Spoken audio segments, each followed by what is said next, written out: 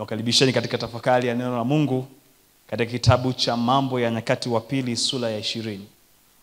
Mambo ya Nyakati wa Pili sura ya 20 mstari wa kwanza, Biblia inasema ikawa baadaye wana wa Moabu na wana wa Amon na pamoja nao baadhi ya Wameuni wakaja juu ya Yehoshafati vitani. Wakaja watu waliomwambia Yehoshafati wakisema, wanakuja jamii kubwa juu yako watokao Sham toka ng'ambo ya bahari, na tazama wako katika mali gani? Ndio nini? Engedi. Mstari wa 3 unasema Yehoshafati akaogopa, akauelekeza uso wake amtafute Bwana, akatangaza mbiu ya watu kufunga katika Yuda yote. Yuda wakakusanyika pamoja ili wamtafute Bwana, hata kutoka miji yote ya Yuda wakaja kumtafuta Bwana. Mambo ya Nyakati wa Pili sura ya 20 inatupatia habari ya mfalme Yehoshafati, mfalme wa Yuda, ambaye anapata habari za uvamizi kutoka mashariki. Anapata habari za uvamizi kutoka kwa mataifa ambayo si taifa moja, lakini ni mataifa ambayo yanaripotiwa na wanaoripoti kwamba wanakuja jamii kubwa juu yako. Na mstari wa kwanza inatuambia ni wana wa Moabu, wana wa Amon na pamoja nao baadhi ya Wameuni. Kwa hiyo mataifa matatu yanakuja kwa mtu mmoja, taifa moja. Biblia mstari wa 3 inatuambia kwamba Yehoshafati akaogopa, kwa sababu hofu ni mwitikio wa asili alionao mwanadamu. Kwa hiyo hofu sio dhambi, kuogopa sio dhambi, ila utakavyoitikia hofu ndio itaamua ni dhambi au sio dhambi. Kwa hiyo kwa sababu ni mwanadamu akaogopa, maana ni jamii kubwa kwa hakika. Na hivyo Biblia inasema kwamba Yehoshafati akaogopa, lakini pamoja na kuogopa, mwitikio wake akaugeuza uso wake amtafute Bwana. Maana hauwezi kubadili kile ambacho kinatokea au kinaenda kutokea, lakini unaweza kubadili namna ambavyo utakavyokiitikia hicho ambacho kinakujia. Kwa hiyo Yehoshafati anaposhikwa na hofu, anaelewa ya kwamba tabia ya hofu inapomkamata mwanadamu yoyote, anapokaribiwa na hatari yoyote katika maisha, hasa mwanadamu ambaye anamwamini Mungu, hofu ina tabia ya kukuza matatizo. Hofu ina tabia ya kukuza hatari. Hofu ina tabia ya kukuza mashambulizi na inamshusha Mungu chini. Lakini Yehoshafati kwa sababu ya kufahamu hilo, hofu ikamchochea yeye autafute zaidi uso wa Bwana. Watu wa Mungu, unapokabiliwa na hofu hiyo ikakusogeze karibu zaidi na huyu Mungu. Maana ukiruhusu hofu ikutawale, hofu itakuza tatizo na Mungu itamweka chini. Maana ndivyo ambavyo ilivyo tabia ya hofu. Na ndio maana silaha mojawapo ambayo ibilisi anaitumia kuweza kuwashambulia watu wa Mungu ni kuhakikisha kwamba analeta hofu katika maisha yao. Maana kinyume cha hofu ni imani, na kinyume cha imani ni hofu. Na hivyo Yehoshafati akauelekeza uso wake amtafute Bwana. Jamani, Bwana Yesu asifiwe. Akatangaza mbiu ya watu kufunga katika Yuda yote. Yuda wakakusanyika pamoja ili wamtafute Bwana, hata kutoka miji yote ya Yuda wakaja kumtafuta Bwana. Mstari wa 5, Yehoshafati akasimama kati ya kusanyiko la Yuda na Yerusalemu nyumbani mwa Bwana mbele ya ua mpya. Mstari wa 6 akasema, Bwana Mungu wa baba zetu, si wewe uliye Mungu mbinguni? Tena si wewe utawalaye falme zote za mataifa? Na mkononi mwako mna uweza na nguvu, asiweze mtu yoyote kusimama kinyume chako. Watu wa Mungu, Yehoshafati anaanza kuomba. Na sala au ombi la Yehoshafati lina sifa hizi. Mstari wa 6 mpaka wa 7, mstari wa 7 unamalizia kwamba si wewe Mungu wetu uliyewafukuza wenyeji wa nchi hii mbele ya watu wako Israeli, ukawapa wazao wa Ibrahimu rafiki yako hata milele? Ikiwa na maana sala ya Yehoshafati inajengeka katika kuikili tabia ya Mungu, kwamba anaomba lakini katika ombi lake anakiri tabia ya Mungu, kwamba katika ombi lake anasifu tabia ya Mungu, katika ombi lake anajenga ombi lake katika tabia ya Mungu isiyobadilika. Lakini pia anachokifanya katika ombi lake hili, anakiri matendo ya Mungu hapo nyuma, kwamba anamkumbushia Mungu, anamwambia Mungu, ninafahamu ya kwamba ulitenda hapo nyuma, na wewe Mungu ninafahamu ya kwamba tabia yako ni ya milele. Wewe Mungu ninafahamu ya kwamba na mkononi mwako mna uweza na nguvu. Wewe Mungu ninafahamu ya kwamba hakuna mtu yoyote anayeweza kusimama kinyume chako. Wewe Mungu ninakumbuka ya kwamba ni wewe uliyowafukuza wenyeji wa nchi hii, ukawapatia wazao babu zetu, ukawapa nchi hii. Ni wewe ambaye ulituleta hapa. Kwa hiyo ninakumbuka Mungu ulitenda hapo nyuma, na hivyo ninakuita kwa sababu ninafahamu ya kwamba hata mbeleni utatenda. Hata katika hili nafahamu Mungu utatenda.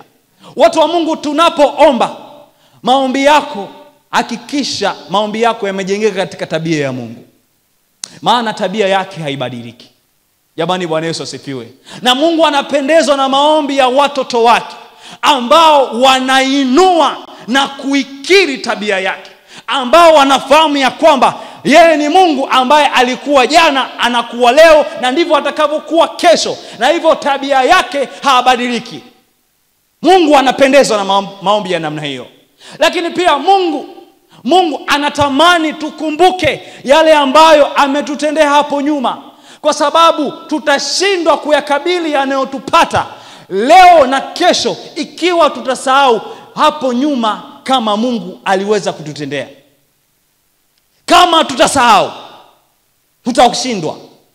Kama tutasahau, hatutoweza kuvuka hivyo vikwazo na mashambulizi ambayo yanatujia. Jenga tabia ya kukumbuka. Andika. Bwana Yesu asifiwe. Andika yale ambayo Mungu amekutendea. Na unapoenda umwambie Mungu, ninafahamu ya kwamba ni wewe uliyeniponya katika kansa, na hivyo ninaamini hata hili si zito la wewe kutoweza kunivusha. Yehoshafati anaomba. Na anapoendelea kuomba, mstari wa 8 anasema nao walikaa humo, anasema babu zake hao wamekujengea patakatifu pa jina lako humo, wakisema, mstari wa 9, yakitujia mabaya, upanga, hukumu au tauni au njaa, tutasimama mbele ya nyumba hii na mbele zako, maana jina lako limo katika nyumba hii, na kukulilia katika shida yetu, nawe utasikia na kuokoa. Jamani, Bwana Yesu asifiwe. Yehoshafati anaomba, na anapoomba anaweka imani ya kwamba Mungu, ninafahamu ya kwamba utatusikia, lakini pia utatuokoa. Anamwendea Mungu kwa imani. Biblia inasema hivi, mama yetu pale alituletea hilo fungu kutoka kitabu cha Yakobo, ya kwamba mtu ambaye anaomba akiwa na mashaka ni kama mtu ambaye anapulizwa na wimbi, na huyo mtu asitegemee kwamba atapata kitu kutoka kwa Bwana. Kwa hiyo Yehoshafati anapomwomba Mungu ya kwamba Mungu, hili jeshi lao kuja hatuliwezi, Mungu ninafahamu jambo moja, la kwamba utakuokoa. Nina imani yangu, nina ujasiri wa kutamka mbele ya kusanyiko hili, watu wote wa Yuda, ya kwamba ninafahamu ya kwamba Mungu utatuokoa. Jamani, Bwana Yesu asifiwe. Mungu anahitaji watu majasiri. Mungu anahitaji watu majasiri ambao hao watu wanapomwendea, wanamwendea kwa imani yenye ujasiri, imani ambayo inakiri na kutambua ahadi za Mungu ya kwamba Mungu ni Mungu wa kuokoa, Mungu ni Mungu wa kutuokoa. Na leo asubuhi tumesoma Biblia inatuambia kwamba Mungu, njia za kutoka mautini, kwamba Mungu kwetu ni Mungu wa kuokoa na njia za kutoka mautini zina Yehova. Jamani, Bwana Yesu asifiwe. Yehoshafati anaomba kwa imani. Yeyote ambaye anaomba pasipo imani, Biblia inatuambia Yakobo kwamba hasizani kwamba atapokea kitu kutoka kwa Bwana. Na ndio maana Biblia katika kitabu cha Waebrania sura ya 11 mstari wa 6 mstari wa 5 ukianzia pale, anasema hivi: kwa imani Henoko alihamishwa asione mauti, maana Mungu alipendezwa na imani yake. Kwamba Henoko, tunafahamu si kwamba alihamishwa jamani, hakufikwa na mauti, si ndio hivyo? Alimpendeza Mungu. Biblia inasema kwamba alimpendeza Mungu. Henoko alitembea na Mungu, kwamba Henoko alikuwa na imani ambayo Mungu aliipenda. Na kwa sababu Mungu alipenda imani hiyo, akasema ngoja nimhamishe tu huyu mtu aje tukae naye pamoja. Yaani Henoko hakuomba kwamba Mungu, naomba unihamishe hapa duniani, nitoe, yaani Mungu natamani nije mbinguni. Biblia inasema kwamba Mungu alipendezwa na imani yake, na ndiyo maana hakahamishwa. Na mstari wa 6 anatuambia ya kwamba na hivi ndivyo ilivyo, kwamba yoyote yule, kwamba pasipo imani haiwezekani kumpendeza nani? Maana yoyote yule anayemwendea Mungu lazima kwamba aamini ya kwamba yeye yupo na huwapa thawabu wale wote wamtafutao. Pasipo imani haiwezekani kumpendeza Mungu. Yehoshafati mstari wa 10. Yehoshafati mstari wa 10 akasema, na sasa tazama, wana wa Amoni na Moabu na wa mlima Seiri, ambao hukuwaacha Israeli waingie katika nchi yao walipotoka nchi ya Misri, lakini wakawageukia mbali wasiwaharibu. Kwamba hao wana wa makabila haya, mataifa haya, Mungu ukuruhusu twende tukawapige, tuliwaacha. Anasema tazama jinsi wanavyotulipa, wakija kututupa toka miliki yako ulio tulisisha. Yani Yehoshafati anaomba kwamba Mungu, hiki kinachoshambuliwa hiki sio cha kwetu, ni chako, maana ni wewe ambaye uliturisisha hii nchi. Bwana Yesu asifiwe.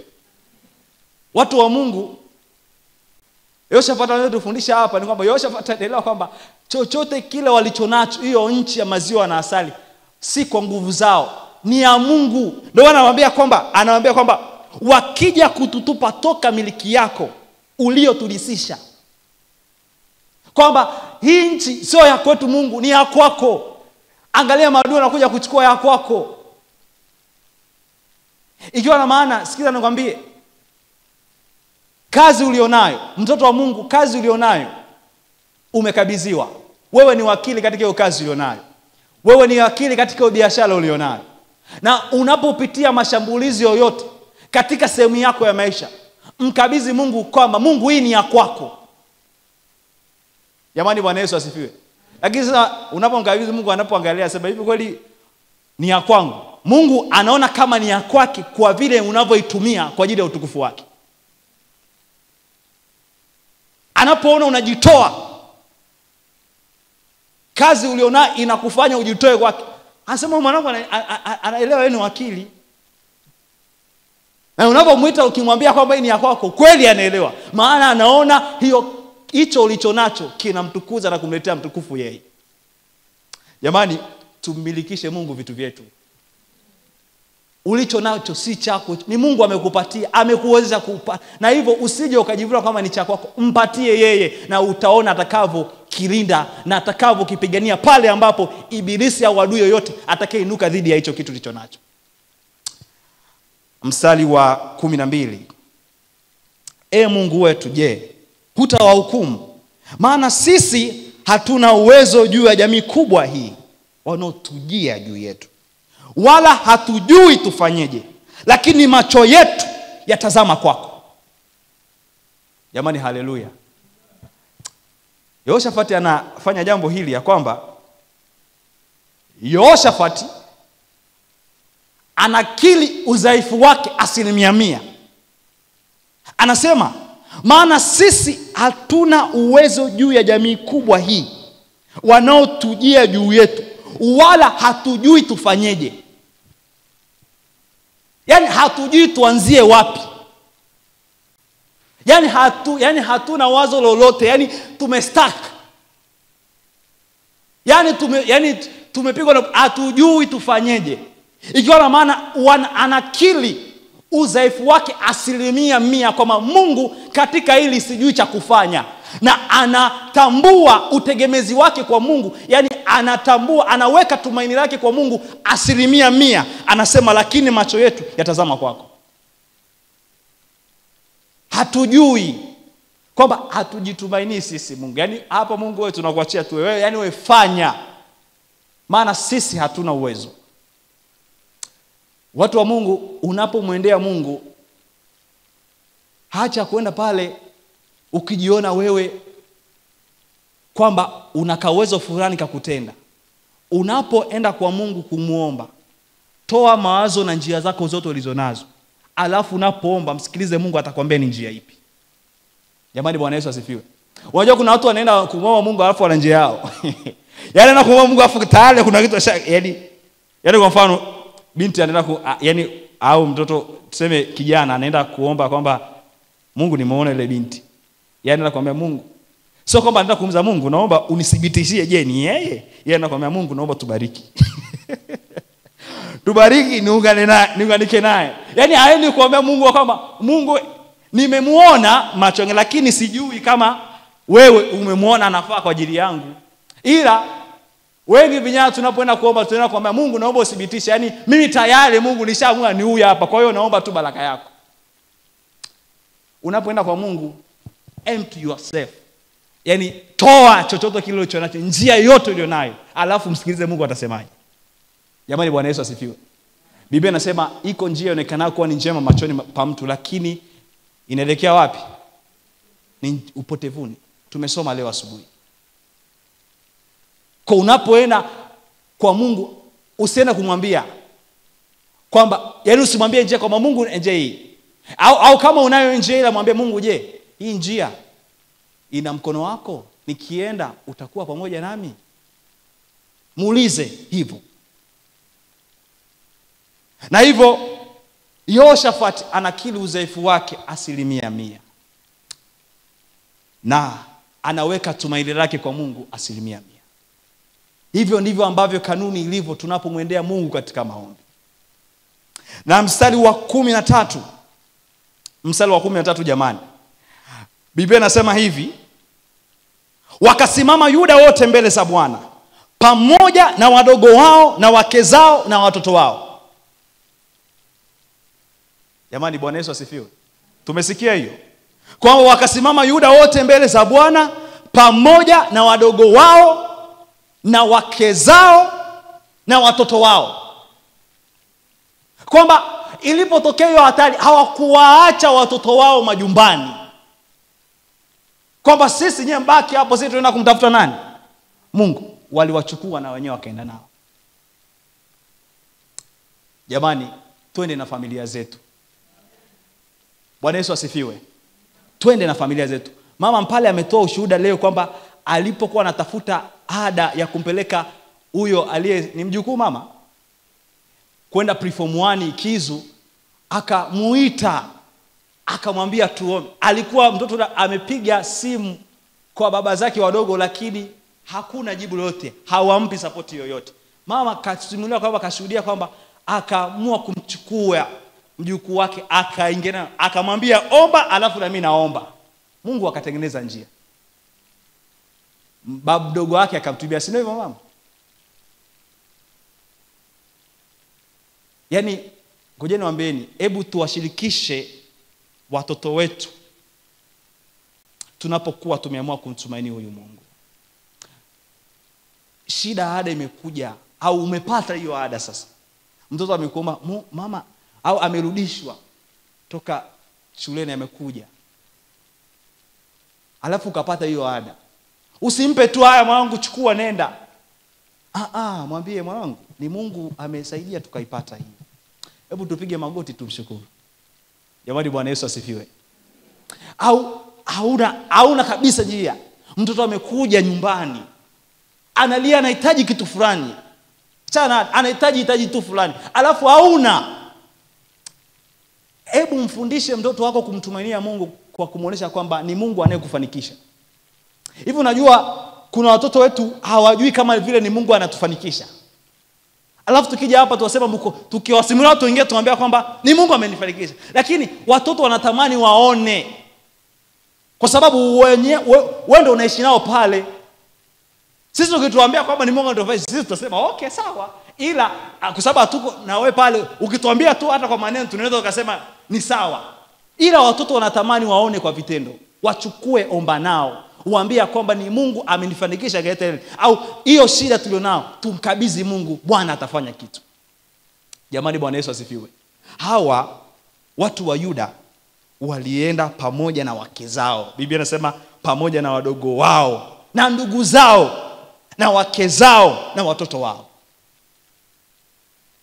Tuwafundishe ya kwamba ni Mungu tunayemtumainia na ni Mungu ambaye tunategemea kwamba atafanya. Yaani unapomba hivi tu, mtoto anajua kwamba kumbe baba anafaitiga bwana. Baba wanalitafutaga huko mwenyewe yani. Analipata afu ndo analeta anatupatia. Hebu tuwafundisheni kumtumaini na kuambia kwamba ni Mungu anayetufanikisha katika maisha yetu. Tuambieni watoto wetu kwa kuwaonesha kwa vitendo. Jamani, Bwana Yesu asifiwe. Mstari wa 14, ndipo Yahazieli mwana wa Zekaria, mwana wa Benaya, mwana wa Yeieli, mwana wa Matania, Mlawi wa wana wa Asafu, akajiliwa na roho ya Bwana katikati ya kusanyiko. Ellen White anasema hivi ya kwamba katika mikusanyiko ya ibada ni sehemu moja wapo ya Mungu kumwaga roho wake kwa wingi. Tusiache desturi ya kukusanyika pamoja. Jamani, Bwana Yesu asifiwe. Mimi mwenyewe nimetua moyo pa. Na tena nimeshukuru sana maana kumnipa vipindi vingi. Yaani na sisi tunahitaji kuhubiriwa. Yaani acha tu. Unajua unadhani yani nafurahi sana unaposikia. Kwa hiyo nimefurahi sana kipindi tulichokuwa nacho. Maana nilishiriki tu mara moja. Basi na nimefurahi. Kwa hata msingi nilishirikisha. Mimi I'm okay with that. Yaani ningekaa tu, ningesikia. Maana ninabarikiwa kutamani kuona na watu wa Mungu amewabariki kweli kweli. Na ndio maana siwezi kujivuna ya kwamba sijui mimi najua kuhubiri. Kuna mzee pale amesimama pale, mzee mwinjilisti. Kapiga hapa neno, safi kabisa. Yaani mzee ana flow vizuri. Alafu ndio eti na mimi nije niseme sijui nini. Niko sitaki kujisikia kupanda yani leo. Yaani najisikia uchovu hivi yani. Wewe kuna watu wana misauti kwanza alikiomba tu hapo. Unasikia tu sauti, yani unasikia wanasema sauti inatokea mdomoni au tumboni. Rizito. Jamani, Mungu atusaidie tukusanyike kwa pamoja. Bwana Yesu asifiwe. Usizembe, ni kweli. Ni kweli kwamba ibada binafsi ni muhimu sana. Lakini ya kukusanyika pia ni muhimu. Mungu angekuwa anaona tunajitosheleza, angeacha tu tunafanya ibada binafsi. Lakini hatujitolezi. Mama kapiga pale ushuhuda, kijana kapiga pale ushuhuda. Yaani nikasema hizi shuhuda nataka niziandike. Ila mimi nikiwa nikinipata sema Mungu usinifanyia yule. Na mimi sasa salamu yangu. Jamani, Bwana Yesu asifiwe. Mstari wa 15. Akasema, sikieni Yuda wote. Huyu sasa ni nabii. Huyu ni nabii kweli. Ngoja niangalie Kiswahili cha kisasa inamwekaje. Ndipo Roho Mwenyezi Mungu akamjia mmoja wa Walawi. Ni mmoja wa Walawi aliyekuwa hapo. Jina lake Yahazieli. Hii Kiswahili cha kisasa hiki. Yaani chepesi kabisa yani. Hamna shida kabisa. Mtoto wa darasa la pili anasoma vizuri kabisa. Mstari wa 15 akawaambia, akasema, sikieni Yuda wote, nanyi mkao Yerusalemu, na wewe mfalme Yehoshafati. Bwana awaambia hivi, msiogope wala msifadhaike kwa ajili ya jeshi kubwa hili, kwani vita si yenu bali ni ya Mungu. Sikiliza nikwambie, mtoto wa Mungu ulioko hapa, wewe ni raia wa ufalme wa mbinguni. Petro anatuambia hivi ya kwamba, waraka wa pili wa Petro, ya kwamba Kwa maana sisi ni ukuhani wa kifalme, taifa takatifu, watu wa miliki ya Mungu. Jamani, Bwana Yesu asifiwe. Na Yohana anatuambia kwamba wote waliompokea aliwapa uwezo wa kufanyika kuwa wana. Kwa hiyo wewe ni raia na mtoto wa ufalme wa mbinguni. Na hivyo vita ambayo unapitia, mashambulizi unayoyapata, yanashambulia ufalme wa Mungu. Jamani, Bwana Yesu asifiwe. Vita unayoipata, unayoipitia, mashambulizi yote yanayokuja katika maisha, hayakushambulii wewe tu, yanashambulia ufalme uliomo ndani yako. Maana Yesu aliwaambia wale Wayahudi, akamwambia ufalme wa Mungu hauji kuchunguza kwa kuchunguza. Ufalme wa Mungu umo ndani ya mioyo yenu. Kwa hiyo ni ufalme wa Mungu unashambuliwa. Na hivyo hiyo vita si yako bali ni ya Bwana. Jamani, Bwana Yesu asifiwe. Hivi mtoto wako akiwa anashambuliwa, na wewe unabidi uingie, vita sinakuwa ni ya kwako? Ndivyo alivyo Mungu. Vita unayoipitia ni Mungu anashambuliwa. Kwa hiyo ndio maana anawaambia hapa ya kwamba hilo jeshi kubwa linalokuja juu yenu, sikia, anawaambia vita si yenu bali vita ni ya Bwana. Na ukielewa hili, utabadilisha namna ambavyo unaitikia mashambulizi yanayokuja katika maisha yako. Yakija, mkabidhi, mwambie Mungu anashambuliwa ufalme wako. Wewe ufalme wako unashambuliwa Mungu.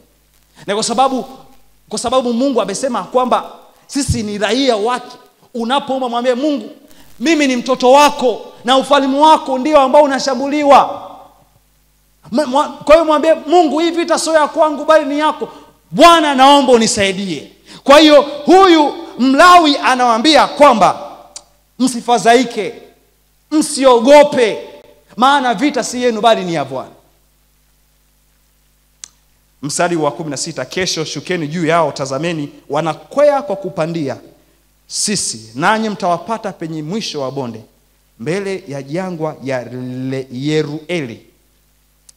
Mstari wa 17, hamtahitaji kupigana vita, jipangeni, simameni mkauone wokovu wa Bwana ulio pamoja nanyi. Jipange, fanya sehemu yako, iliyobaki mwachie Mungu. Jipange, uone, simama ukaone wokovu wa Bwana ulio pamoja nanyi. Wokovu wa Bwana uko pamoja nasi jamani. Tufanye sehemu yetu, tumwachie Mungu adhihirishe huo wokovu ulio pamoja nasi. Kesho tokeni juu yao, kwa kuwa Bwana yu pamoja nanyi. Mstari wa 18, Yehoshafati akainama kichwa kifurifuri, wakaanguka mbele za Bwana, Yuda wote na wakao Yerusalemu, wakimsujudia Bwana. Na Walawi na wana wa Wakohathi na wana wa Wakorahi wakasimama ili wamsifu Bwana Mungu wa Israeli kwa sauti kuu sana.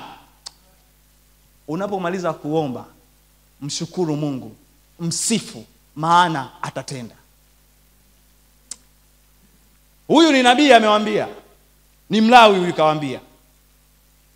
Lakini wakasema tumeamini katika maneno ya huyu mtumishi wa Bwana. Hata kama hatujaona Mungu ametupigania, lakini sisi tutaanza kusifu. Usisifu baada ya kuona, sifu kabla ya kuona. Anza kumsifu. Mungu anastahili sifa. Na anapoona kwamba unamsifia, yani watu wanakushangaa kwamba bado unadunda, unakuja kanisani, hujaacha kanisa pamoja na dhoruba inayokupata, wanaona kabisa ndio unawapelekea vijuzuu, wanaona wanaenda kualika kwenye mikutano, wanashangaa. Mungu anapoona unamsifu kwa namna hiyo, anasema napenda michezo ya kusifiwa. Mungu anapenda hiyo michezo. Anapoona tunamtukuza na watu wanamsifu kwa sababu ya vile tulivyo, Mungu anapenda huo mchezo. Jamani, Bwana Yesu asifiwe. Anapenda huo mchezo. Utaona atafanya. Na mstari wa 20, wakaamka asubuhi na mapema, wakaenda nje katika jangwa la Tekoa. Nao walipokuwa wakitoka, Yehoshafati akasimama akasema, nisikieni enyi Yuda, nanyi wenyeji wa Yerusalemu, mwaminini Bwana Mungu wenu, ndivyo mtakavyothibitika. Waaminini manabii wake, ndivyo mtakavyofanikiwa.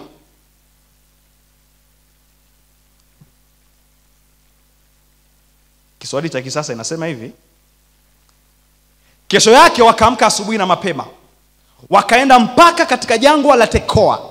Walipokuwa wanaondoka, Yehoshafati alisimama akawaambia, nisikilizeni enyi watu wa Yuda na wakazi wa Yerusalemu, muaminini Mwenyezi Mungu, Mungu wenu, nanyi mtakuwa imara. Jamani, Bwana Yesu asifiwe. Mnataka kuwa imara, anasema muaminini Mwenyezi Mungu, Mungu wenu, nanyi mtakuwa imara, nanyi mtathibitika, mtaendelea kuwa imara. Muaminini. Na Yohana anatuambia, na huku ndiko kushindako ulimwengu, hiyo imani yetu. Imani inashinda ulimwengu. Imani inashinda hali tunazozipitia. Kwa sababu mnataka kuwa imara, muaminini huyu Mungu. Na anawaambia Mungu wenu, nanyi mtakuwa imara. Muwe na imani na manabii wake, nanyi mtafaulu. Kuwa na imani na wajumbe wa Mungu wanaoleta neno la Mungu lilo la kweli, nawe utafaulu. Anachotuambia hapa ni kwamba kwa sababu wajumbe wa Mungu wanaleta neno la Mungu, ikiwa na maana kuwa na imani na neno la Mungu ndivyo utakapofaulu. Jamani, Bwana Yesu asifiwe. Yoshua, ile sura tunayoisoma pale mwanzoni kabisa, Mungu anamwambia kwamba kitabu hiki cha Torati kisitoke kinywani mwako, bali kitafakari mchana na usiku, kwa sababu ndipo utakapoweza kuifanikisha njia yako, na ndipo utakapoweza kufaulu sana. Ahadi za Mungu zishikilie, maana hizo zitakusaidia kudai na kumwambia Mungu. Maana Mungu anapendezwa na maombi yale ya watoto ambao wanafahamu na kutambua kile ambacho amekiahidi. Amini neno lake, akisema atatenda. Na Biblia inatupatia jinsi ambavyo walivyoshinda. Ni kwamba Mungu aliwaambia tu, nyie simameni alafu muone. Na wakaimba sifa. Mstari wa 22 anasema, na walipoanza kuimba sifa, Bwana akaweka wavizi yao juu ya wana wa Amoni. Kiswahili cha kisasa inasema kwamba wakati walipoanza kuimba na kusifu, Mwenyezi Mungu aliwavuruga akili wanajeshi wa Amoni, Moabu na wa mlima Seiri waliokuja kupigana na Yuda, na wanajeshi hao wakashindwa, wakaanza kuuana wenyewe. Mipango waliokupangia wanadamu ambao wamegeuka kuwa vyombo vya shetani itawageukia wao wenyewe. Watashindana nawe lakini hawatoshinda. Watapigana nawe lakini hawatoweza kukuweza, maana Bwana yuko pamoja nao. Mipango kukupangia, Biblia inasema fanyeni shauri, kaeni vikao, lakini halitafanikiwa. Vikao walivyokalia mtu wa Mungu, kwa hata usihofu ukisikia. Mwambie tu, mpigie mbinguni mzee. Mwambie mzee wa siku, shughulika nao. Mimi naombea tu wasamee. Utaona Bwana atakavyoshughulika nao. Mstari wa mwisho kabisa, mstari wa 30, basi ukatulia ufalme wake Yehoshafati, kwa sababu Mungu wake alimstahilisha pande zote. Ufalme wake ukatulia. Sikiza nikwambie, hiyo vita ulionayo, hilo shambulizi ulionalo, Bwana atalituliza. Bwana atalituliza. Kuwa na imani naye. Kuwa na imani katika ahadi zake. Mtambue Mungu, mtangulize, mkabidhi kila sehemu yako ulionayo. Mpatie, mpe. Toa njia zako. Muamini 100%. Kili ya kwamba huwezi 100%, na Bwana atafanya. Sijui ni vita gani unapitia. Sijui ni shambulizi gani unapitia. Sijui ni vitisho gani ambavyo unavipitia. Lakini ninachojua ya kwamba Bwana atatushindia. Ikiwa ni tamanio lako ya kwamba Bwana, wewe unafahamu vizuri kabisa, na Mungu naomba kama alivyofanya Yehoshafati, akaamua kugeuza uso wake akutafuta wewe kwa kufunga. Watu fulani unaweza ushinde kufunga. Mungu anajua. Lakini kwa sababu umeamua kumchagua na kumtazama yeye, kugeuza uso wako, kwa sababu yeye ndiye wokovu wako, Bwana, hakuna ombi ambalo la dhati linatoka kwa mtoto wa Mungu ambalo linapita kwa Mungu bure. Na ikiwa ni shauku ya kwako, Bwana nisaidie katika vita hii, simama pamoja nami katika wimbo ule, nitakuandama kote.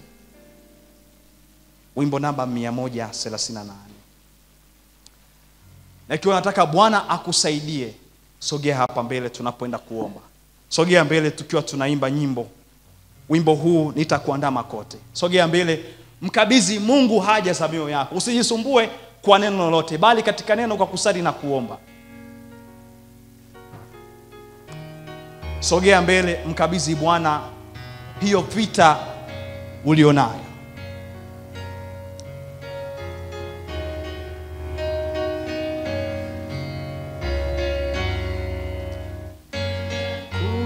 Kuandama kote nitakapoagizwa, wewe ulini na taandama, nitakuandama kote, nami ulinifia. Kwa neema yako Bwana, napenda kuandama.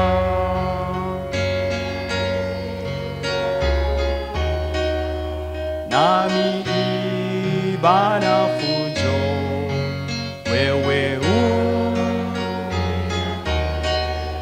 nami nitaandama, nitakuandama kote, na ulinifia.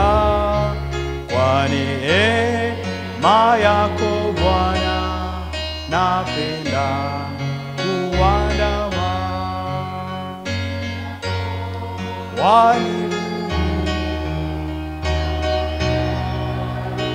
Kote na kumbuka shida yako, nami nitaandama, nitakuandama kote, nami ulinifia. Kwa neema yako Bwana, napenda kuandama.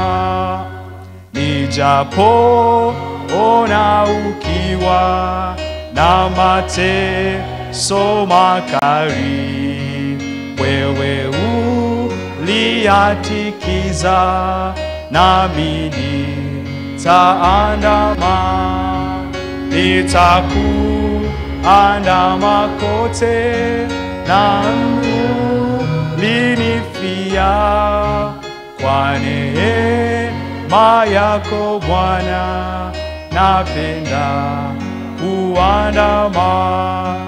Ijapo wanipeleka vilindini mwa giza, wewe uliatikiza, nami nitaandama, nitakuandama kote, nami ulinifia. Kwa neema yako Bwana, napenda kuandama. Nakupa dakika chache, mwambie Mungu vita yako. Mwambie, maana yeye anashughulika na mambo yetu. Anafahamu vema vita ilivyo. Anafahamu ugumu huo ulivyo. Mwambie Mungu akusaidie. Kama ni wa kiroho, mwambie mkabisi, maana yeye maombi usikie.